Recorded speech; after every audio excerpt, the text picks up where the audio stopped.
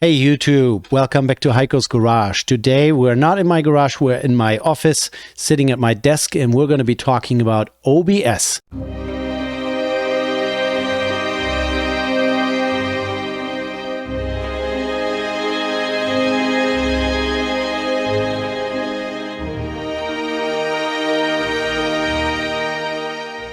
The Open Broadcaster Software Studio, which is an open source software that a lot of people use for live stream recording, for their game capture when they are playing computer games online, or for YouTubers like me that want to record video and audio and maybe a web page on a computer screen, and they want to put this all into their video recording.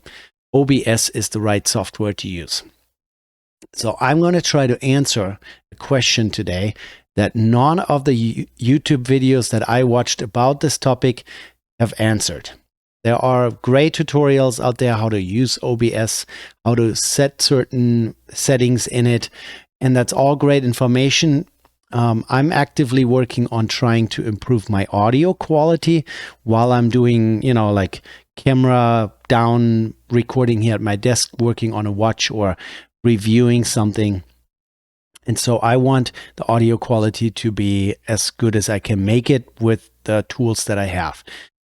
Cheap Behringer microphone, cheap Behringer user interface going into my computer. So there are limitations to quality because I can't spend thousands of dollars on microphones and such.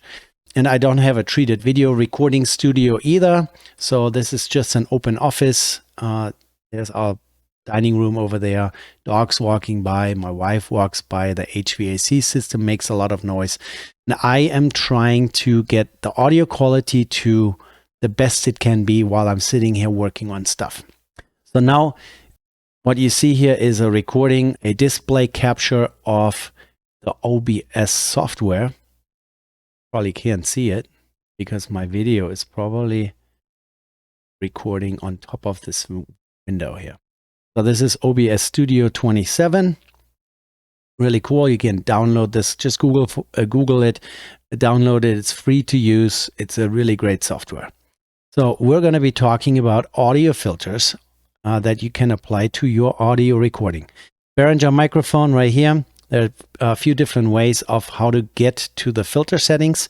You can either just do a right click on your microphone and go to filters down here.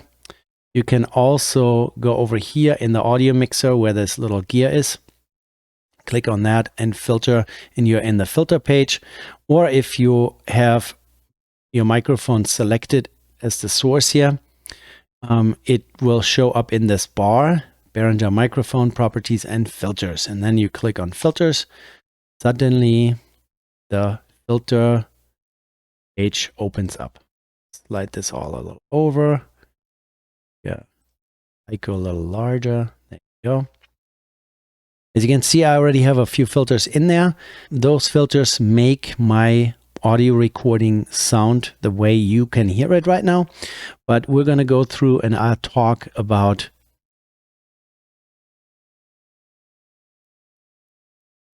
the filters themselves and why you have to put them into a certain order. Let's backtrack a little bit. If you go down here into the source section and you have a video capture source, a display capture source, and a microphone, for example, if I would put the display capture on top above my video capture, my face would suddenly disappear like this. Boom. So, or if I, with my video capture at top and display capture down below, would make this window too large. Oh, clicking on the thing here. Yeah, make my window too large. It would cover up this filter window and you couldn't see it. So in OBS, everything is always dependent on in which order you do things and in which order you apply those filters. So let's talk about those filters here in the audio window that we already opened. I have a noise gate selected. How to get filters in here is by clicking on this little plus. So I have a noise gate selected. noise gate, what that does, it gives you two thresholds. A closed threshold that's currently set to minus 32 decibels. So that means that every noise that is quieter or softer than minus 32 decibels, if you look at the audio mixer down here, 32 decibels around here, everything that's below this level will be muted. So if I have my HVAC system running, my computer fans, my dog walking past, my kids playing in the next room, all those soft noises that don't get louder than negative 32 decibels will be muted. The next one here is the open threshold. Everything that is louder than minus 30 decibels will be unmuted. So everything louder than minus 30 decibels will be recorded and not muted. And then we have attack time, hold time, release time. These are just settings on how quickly this noise gate is supposed to react and how long it's supposed to hold on to what it's doing, and then how long it takes to release to go back to normal. The next filter I would select down here is the noise suppression. So the noise gate cancels out all the background noise while you're not talking. So when I stop talking, you will see down in the audio mixer, there is nothing going on. We're not recording anything. So even if I would be tapping my desk, for example, I'm doing that right now,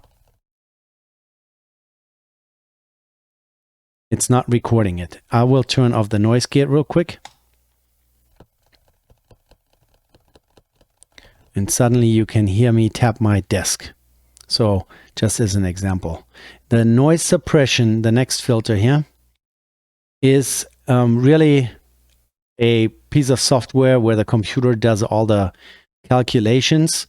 So when the noise gate cancels out all the low end noise while you're not speaking, all that background noise would be recorded while you're speaking. So when your voice turns on your microphone, all this background noise, the HVAC system, the dog, and all that stuff, makes it into your microphone and will be recorded. With a noise suppression system, the computer calculates what is the actual audio recording and what is background noise, and then filters out the background noise out of your audio recording. Okay? Let's say we turn the noise suppression off, and I'm creating some background noise, and suddenly every time I speak, that background noise will be recorded. And if I now activate the noise suppression, that tapping noise, I don't know if it's completely gone, but it will be less. So those two filters. Now the next one that I would put there is the compressor. Click on compressor, and the compressor shows up here in the list. What a compressor does, talk about that real quick. Over here we have this beautiful picture which explains what dynamic range is. It's the differential between zero noise and the loudest noise. So down here, perfectly treated studio, nobody's making a noise, zero noise, it's absolutely quiet. And up here is the loudest noise when I'm screaming into my microphone. And what a compressor does, it's supposed to lift up the low end noise, so the softer spoken word, or if you're moving away from your microphone, it lifts that up, and it squishes down the top end noise, makes that quieter. And that is what a compressor is supposed to do. So now let's go back to our OBS page here. Now how to use this here in OBS. The compressor page looks pretty complicated. There's a ratio. The ratio pretty much just tells the compressor how aggressively to go about doing its compression job. You can yank this up all the way to 32:1 or down 1:1. And at a 1:1 ratio, you're pretty much not doing anything to the audio. In a lot of YouTube videos online, in articles and whatnot, I read that 4:1 is kind of the industry standard. That's kind of the level where most everyone is doing their recording and their live streaming. So I'm just going with this recommendation. The threshold is now a level at which you're telling the compressor to act up on noise. So for now, let's move this all the way up to 0 decibels. And I'm going to explain later what this does. And you're actually going to see and hear the difference. The output gain, when we start out here, as a default, it sits at 0. So when this is at 0, you notice that suddenly I'm not quite as loud anymore.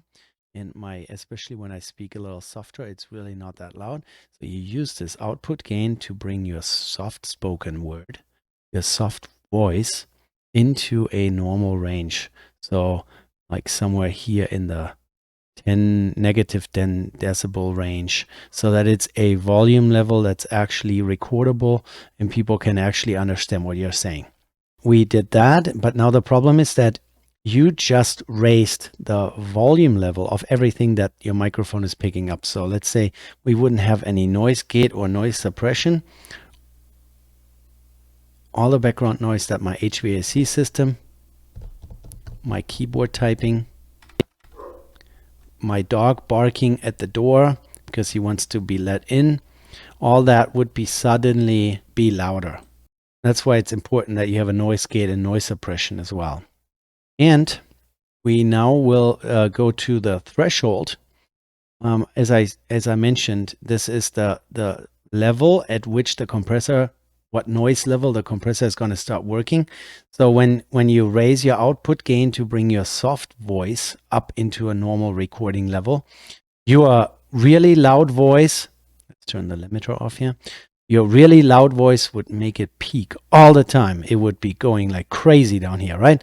So all the time. So you grab your threshold and slide that down until you can speak really loud, until you can be really loud and excited into your microphone without making it clip or go past 0 decibels. So that is what this threshold is for. Raising the lower voice down here with the output gain, and then compressing the top end noise, the loud noises, with a threshold. That's what you do. The attack is how quickly this compressor starts working, how quickly it reacts, and the release is how gently it goes back to normal after doing its job, how quickly it releases that. And these two settings here are, again, recommendations that I got from other YouTubers, 2 milliseconds for the attack and 100 milliseconds for the release. So we're going to leave this alone.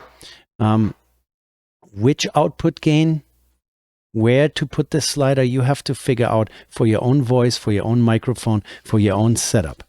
And then the threshold up here, that is also depending on how loud you get.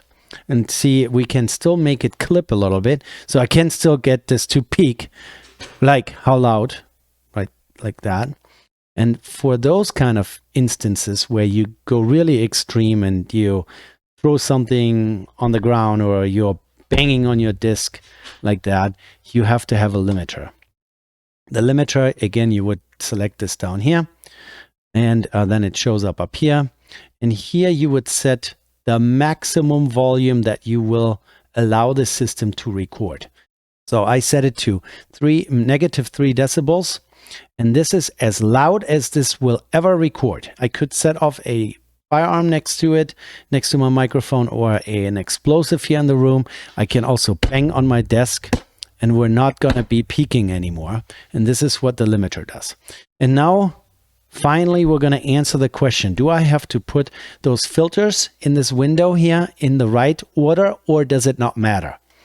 If I put this limiter above my compressor, so I run my raw audio through this noise gate, through the noise suppression, and then limit it to -3 decibels. And then I run it into a compressor where I have a output gain and a threshold. Is it still going to do its job? Is the limiter still going to keep us from clipping or peaking? Let's see. I'm going to smash on or hit my desk again. You saw that we just clipped again, and that's why you have to put the limiter always at the very bottom of your process. So you can really imagine up here is a funnel, and you're filling in your raw audio, and it first goes through the noise gate, the noise suppression, and then goes into your compressor. So you're only increasing already cleaned up noise, and you are only compressing loud noises in here. And then right after that, you put the limiter to limit the maximum recording volume. There are a few more filters down here that other YouTubers actually explain pretty well, but we're still going to go through those. Down here is Invert Polarity, which is a filter that inverts the waveform of your recorded audio. And I have no idea why or in which situation you would be using this in OBS. Maybe someone can put a comment down below and let me know. That would be great. We're already using the limiter. We're using noise gate, noise suppression. And then the last one that we haven't touched on is the VST 2.x plugin. When you install OBS freshly, this drop-down menu is most likely going to be empty unless you already have some plugins installed on your computer for other video or audio editing software. I have found one that I really like. It's the TDR Nova. Let's go over to TDR Nova's webpage right here. You just Google TDR Nova tokyodawn.net. It's a plugin. You download this Windows installer, install it on your computer. This is not a standalone piece of software with a user interface. This is literally just a plugin. And once it's installed and you go back in here into the VST 2.x plugin, suddenly TRD Nova shows up and you can open it. And this is an equalizer where you can change the sound of your voice. And I'm raising my low end frequencies, and now I'm dropping off my low end frequencies.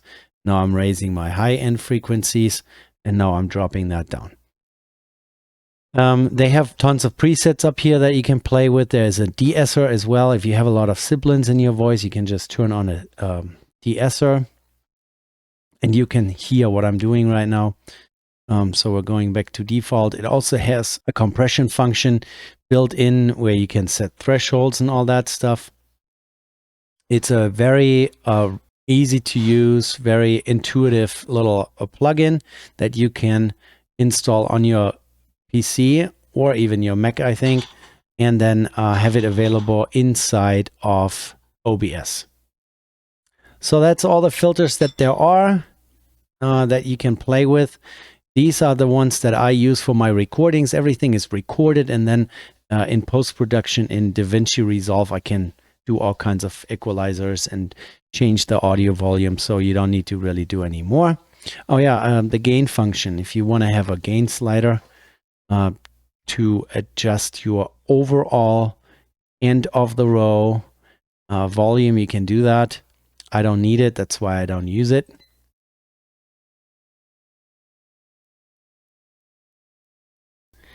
I just started editing this video about the OBS filters and whether or not you have to put them in a certain order.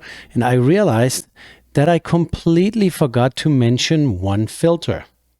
So the filter that I completely omitted was the expander. So what's an expander? So I told you that I'm using a noise gate and a noise suppression algorithm that kind of works automatically. The noise gate is a very abrupt way of filtering out low-end noise. So everything that's below minus 35 decibels or whatever you set it at, you can play around with that. It will just cut it off, and it's really a sharp shelf. Whereas when you want to do this a little bit more in a sophisticated manner, you can use an expander. In this filter here, you actually have two presets. One, it's an upward expander, which will make noise above a certain threshold louder and raise it up a little bit so that everything above the threshold that you set will sound a little bit more boosted. So an upward boost of volume of the very lowest part that you allow the system to record. And then the other one here is a gate, which just like a noise gate will try to filter out noise below a certain volume level. So here it's set to negative 40 decibels.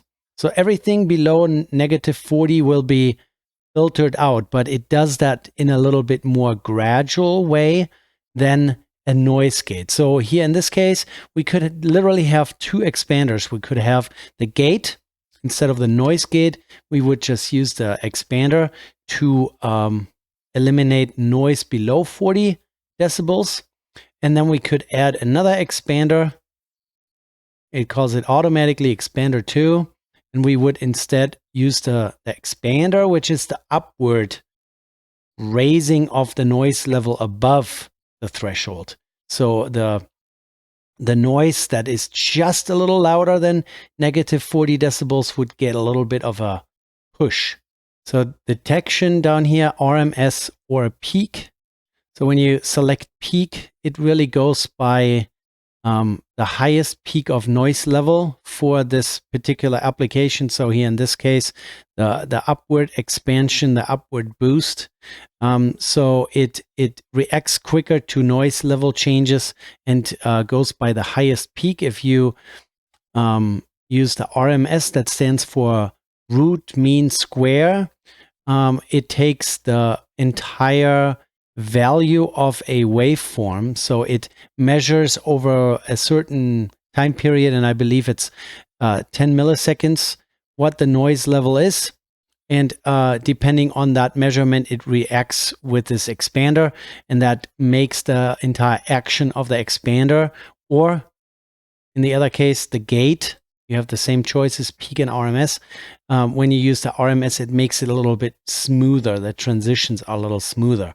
So I have noticed when I use the noise gate that it is possible that the noise gate occasionally chops off some of my words. And that's, of course, not really great. With an expander gate and an expander, you can eliminate that and target more specific noise levels. The gate is a noise suppression below a certain threshold. And again, you have the ratio up here, 10:1, 5:1. You can play around with that. And then the expander is an upward boost of the noise level that's above the set threshold. So that's expander explained. I hope that helps. So the question was, do I have to put those filters in a certain order or orientation? And the answer is yes, you do.